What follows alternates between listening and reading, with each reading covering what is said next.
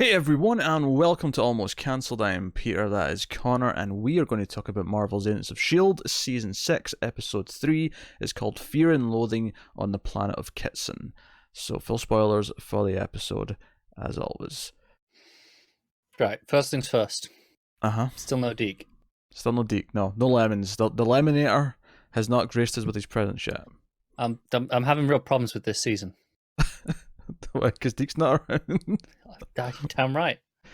I mean, he's listed as a regular, which I think means that theoretically he has to be in more than half the episodes, which means that presumably once he shows up, he'll be here for the rest of the season. It's not good enough. Is my guess. I actually have a suspicion as to how we're going to get to him, actually. Oh? I'll save it. I'll save it when I get to that scene, but Okay. I have a suspicion.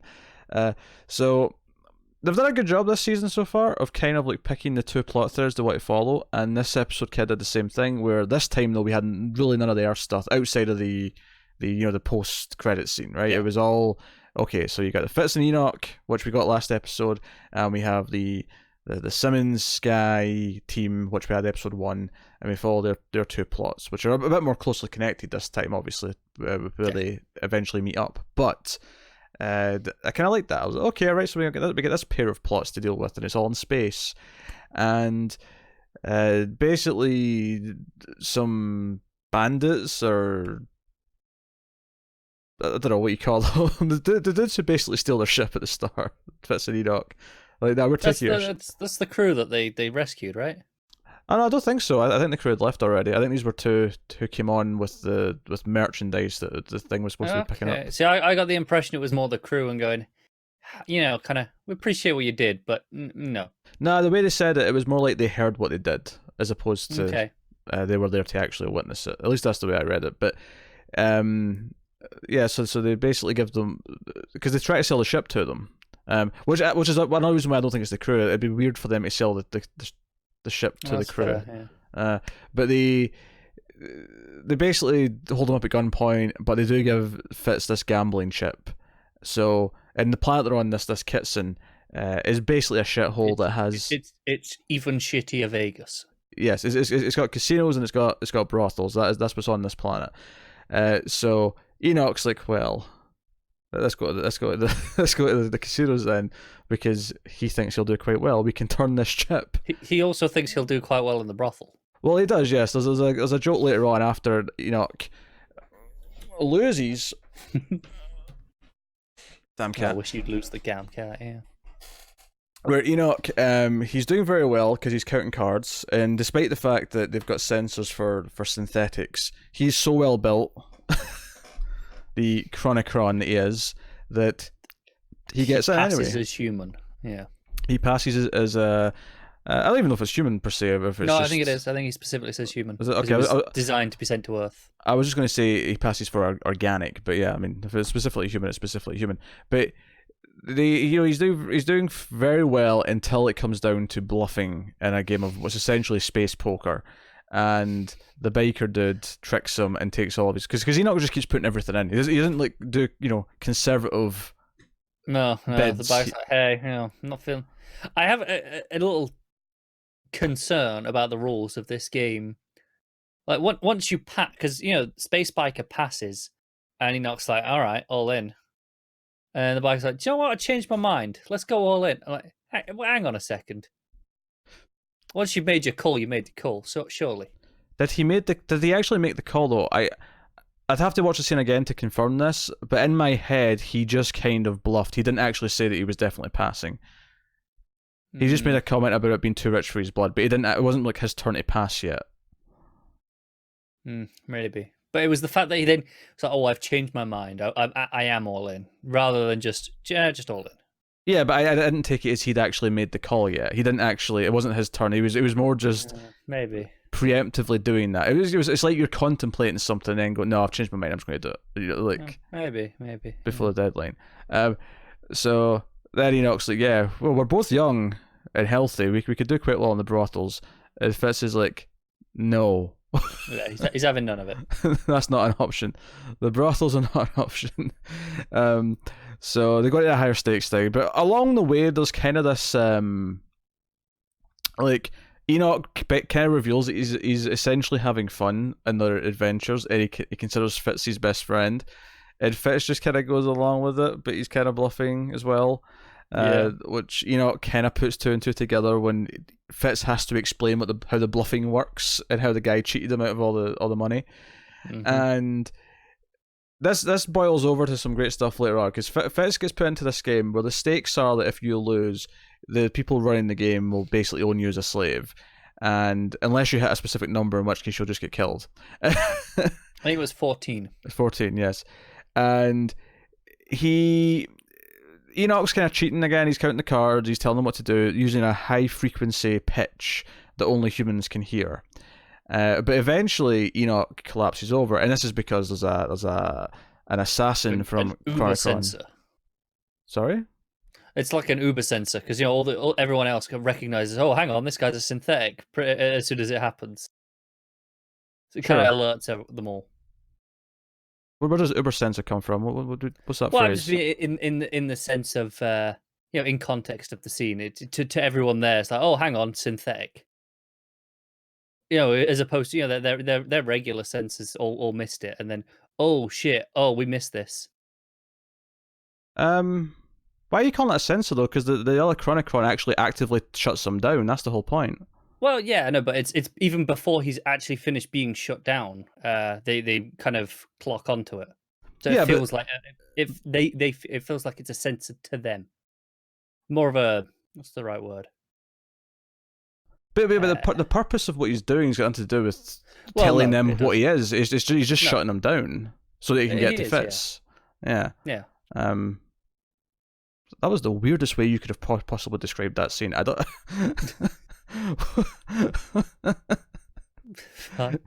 It was one simple sentence. The bad guy shuts them down. Sure, I don't disagree with that. That is what happened. Oh my god. So he so Fitz is in a bit of a pickle, and Enoch does kind of wake back up. And Enoch basically explains that because there's this assassin Chronicon who's designed purely for, and we've seen this guy do these rings that he kind of steps on that teleports him, and we've seen him be kind of a badass, in a kind of cheesy sci-fi way. He explains that basically this means that to Chronicron he is now worthless. The name Enoch now means nothing. And there's a great line here because the one person at the poker table that died, or was it space blackjack or poker, whatever they're playing, I can't remember which one was which, but he's like, oh, what's that smell? And Enoch says it's the stench of the name Enoch, as his head's on the table, just kind of being miserable. And it's quite funny. And I also like that during this, once Fitz realizes that it's sulfur, it's mostly sulfur in this alien dude's blood. He's got an arm ripped off, and you can see him in the background just pasting the end of the arm on the door to make it to make it combustible. I don't know, that was really funny to me. But he has to give Enoch this speech of no, don't be down. No, we are kind of friends. No, that's what friends are for. That's he kind of gives him purpose again because Enoch's no, I've lost my purpose. My standing in my planet is gone. And he's like, just make your own purpose. We can rebel. We could be renegades together, and So and then of course that ties into where the other plot ends up. So we'll rewind very neatly. Yes.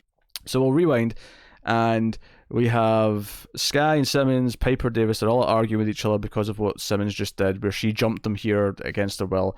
And Skye's ready to just turn the ship around and just start making their way home.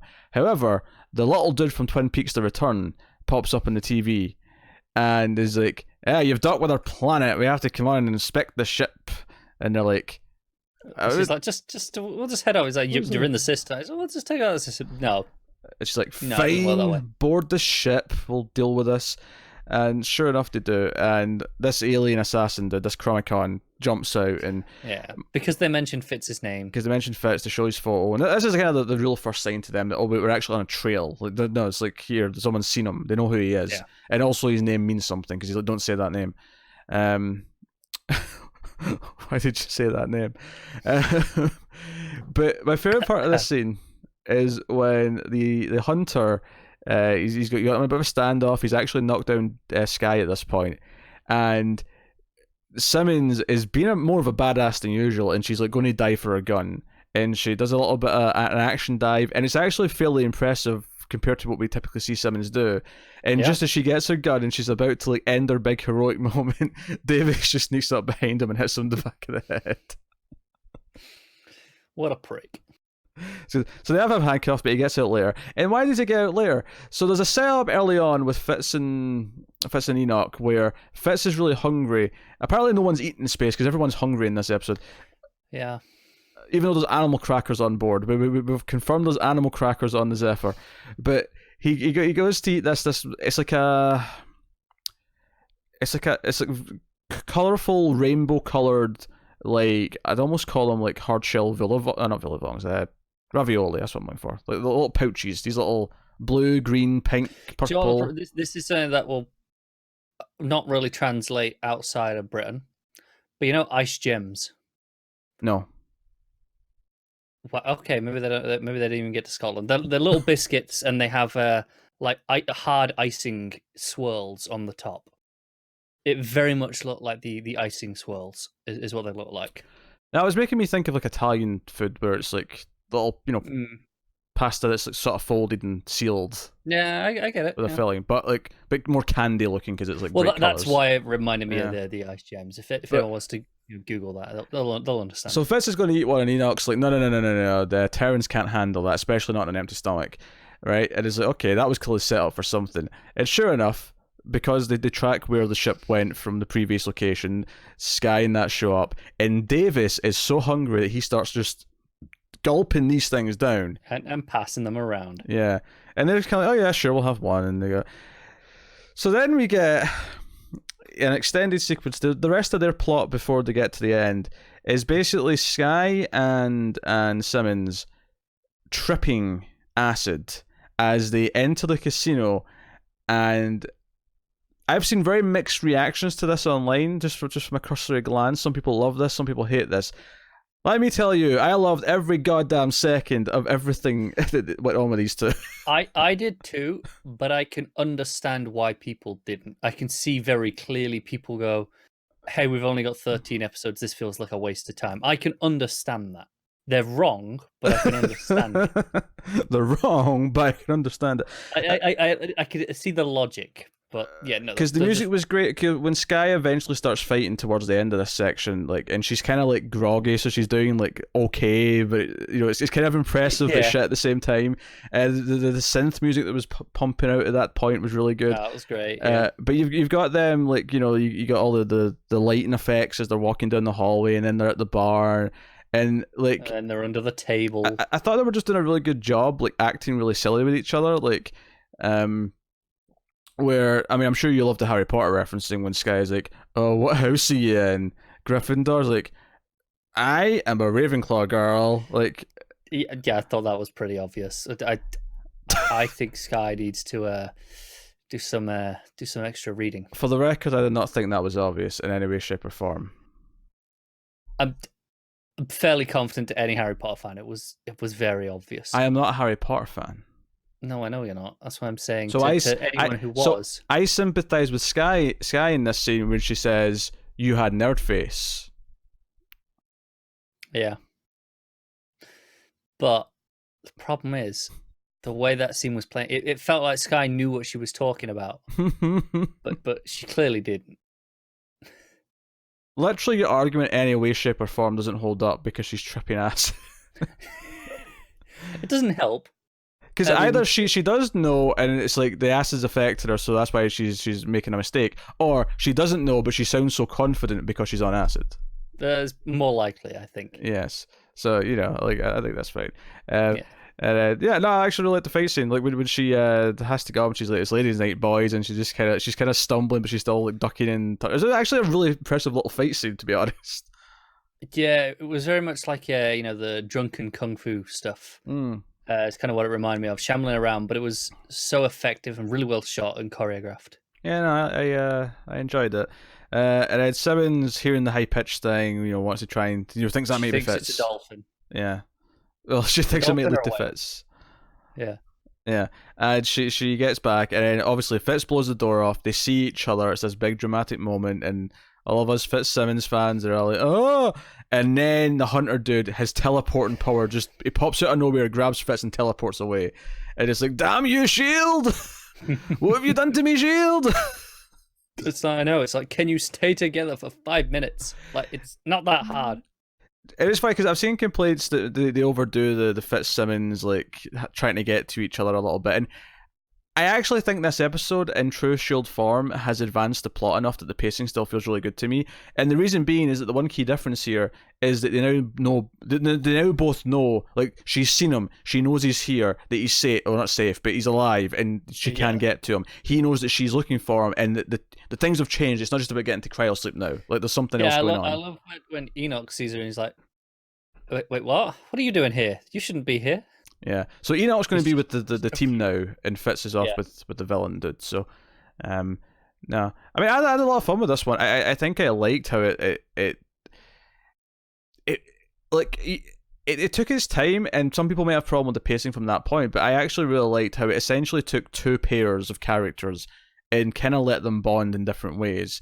And it's like, I probably care a lot more about Enoch. I mean, I liked Enoch a lot, but I probably care more about him now after this episode because they gave him a little bit of plot, and they gave him some development and some personality and what things mean to him, bizarrely. Yeah, definitely. And then S.h.e.i.l.D. and Simmons, they have some odd bonding moments, and given how they've been fighting they've recently, never had all that much together. The pair of them, not really. As an individual, it was as an individual, yes.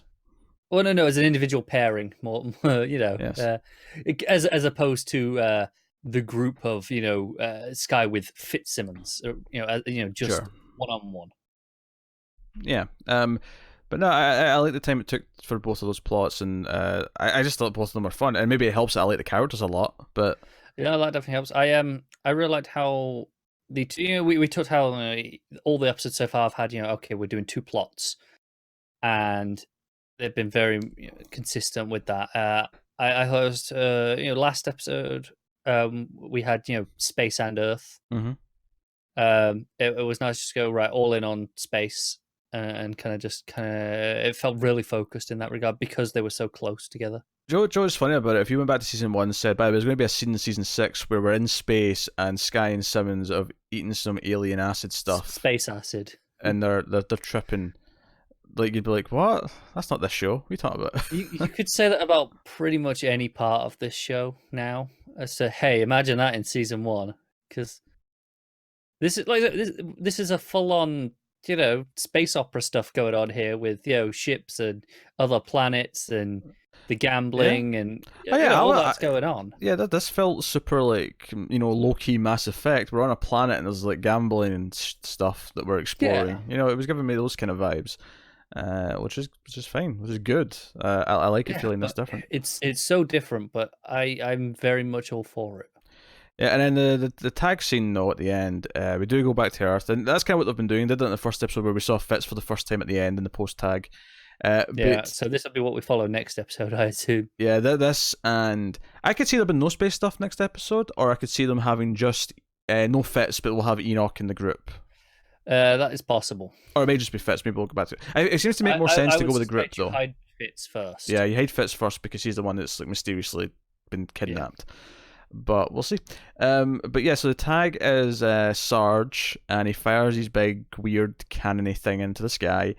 And what's interesting to me is it feels like, okay, it seems like they are eventually going to ruin the planet, but this wasn't the device that's just going to do that. They basically track and map out the planet in some way, and they've got like these beacons of interest all over the globe.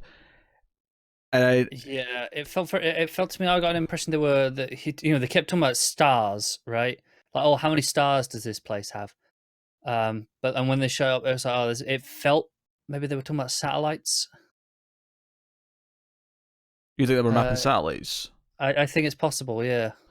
I feel like that's perfectly plausible. I feel that's like one of the more boring options. I was getting the impression the two things that I was thinking of was one, to borrow a term from Legends, is they were tracking acronyms of some kind.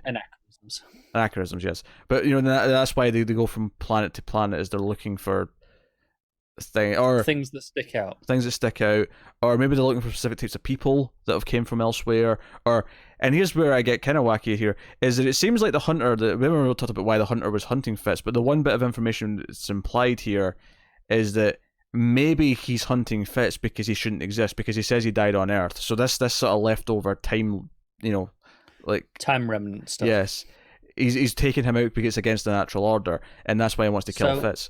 Is this new Comic-Con the Black Racer? Essentially.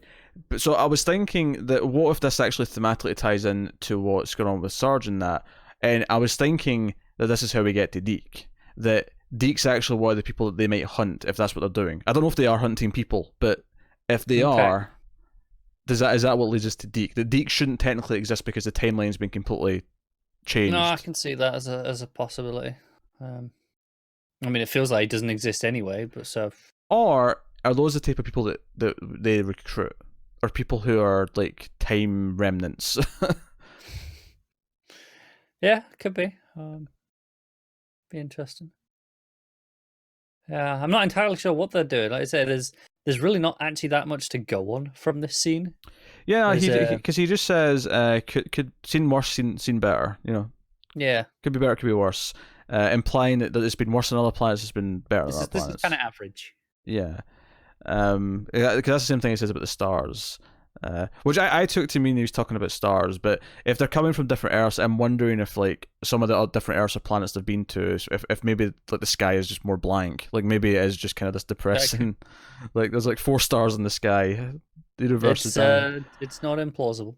I don't know. We'll see. But I know I was intrigued. I'm intrigued by what they're doing. They're keeping their cards close to the chest with what their motivations are right now, and I'm looking forward to finding out more. I'm still interested in this group, and that goes beyond just it having Coulson's face at the head of it.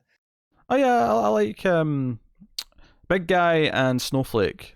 At least so far, yeah. I've enjoyed their involvement in what they've been doing, especially when they're fighting May and stuff like that. So yeah, definitely. So that's episode 3 of Agents of S.h.e.i.l.d. So as always, let us know what you thought of the episode in the comments below. You can like and subscribe, all that stuff. Get us on the Twitters at mailed_fuzz for channel updates. If you want to support the show and the channel and everything else we do, you can have it at patreon.com/mailfuzztv. We can support us for as little as $1 per month and keep all the reviews coming. But otherwise, that is us. So thank you once again for watching or listening. We always appreciate it. Keep watching TV, guys. Have you got any vanilla?